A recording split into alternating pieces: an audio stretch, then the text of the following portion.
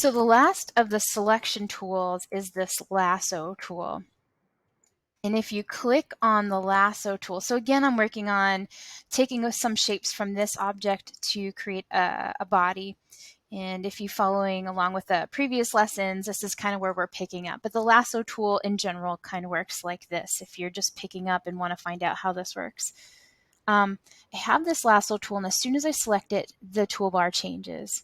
And the remove and the add selection, that works very similarly as we've had experienced in the last lessons. But you have a polygon, a Bezier, and a magnetic, and a plain old freehand lasso tool. So if you think you're good at this, this is kind of like drawing. I'm going to zoom in on this heart. I need some scroll bars here. I just lost it. Where'd it go? Let me use my navigation tool. If I think I can do this freehand, I have a shaky hand, I can start tracing this heart. And it's kind of like drawing a pencil. I'm going to go very quickly so it's not going to get real great. But I can cut, use my freehand, and now I can cut this or copy it, move over here, and I have a pretty decent heart for my person. I might even want to use my magic wand now on this heart to pick the white pixels up and start deleting that in Eraser. But I believe there's other tools. So I'm going to go ahead and delete the heart that I just added. So that's one way you can use the lasso tool. I'm going to deselect this. So I did Control D to get rid of the marching ants that were there. But let's explore this lasso tool some more. The polygon is a little jig-jaggy. So I can kind of like click and then click and then click, click. Kind of get the idea of the heart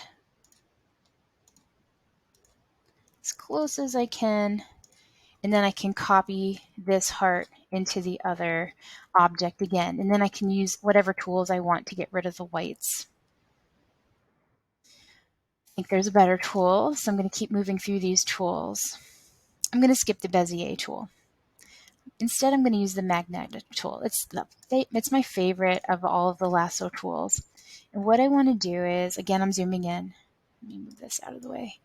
If I click, what it does is it's like a magnet to the edges of the heart, and it starts to try to, my hand is a little unsteady, but I don't have to do, I'm not clicking, it's just where my mouse is going, it's kind of following me, and it knows the difference between the black and the white, so it's trying to stick to what it thinks. It's taking an intuitive guess as to what I want to keep. It's not perfect either, but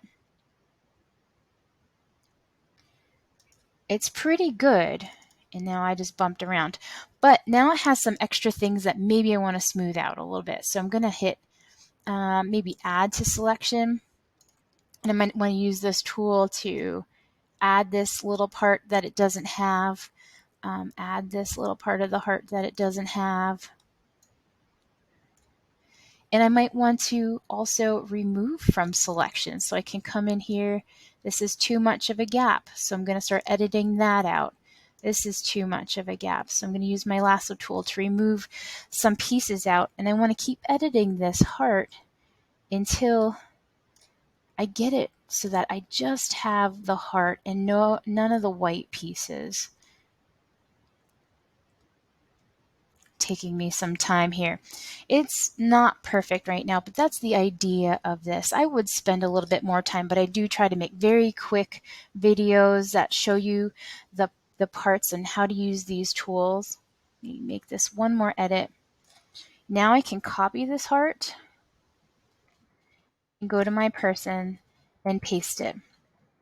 From there, I might want to do a little bit more editing with an eraser, but the magnetic tool should get it pretty good. Again, I was going very quickly and didn't do a real great job, but that's the idea of the magnetic lasso tool. And that would work for a lot of these tools, these shapes that aren't a square, that aren't a circle, that aren't easy to edit. I would want to use the lasso tool for something that's irregular.